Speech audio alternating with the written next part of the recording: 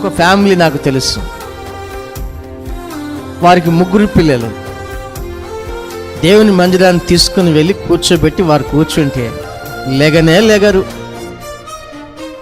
చిన్నపిల్లలే అలాగే కూర్చొని నిద్రపోతారు. వాళ్ళంతా మాట్లాడే మాట ఏంటంటే, సహోదరుడా, మీ పిల్లలకు ఇంత క్రమశిక్షణ మీరు ఎలా పెట్టగలిగారు? అతను అనేది మాట ఏంటంటే, అయ్యా, మేము మా పిల్లల కొరకు దేవారాత్రములు ప్రార్థన చేస్తాం. దేవుని మందిరానికి వెళ్తే మందిరంలోనే ఉండాలి. మా పిల్లలు బయటికి వెళ్ళొద్దు, అల్లరి చేయొద్దు, మారం చేయొద్దు, ఏడవద్దు. వాక్యం వింటూ వింటూ వింటూ నిద్రపోయినా పర్వాలేదు దేవుడా, మా పిల్లలు నీ మందిరంలో నిలిచి ఉండాలి.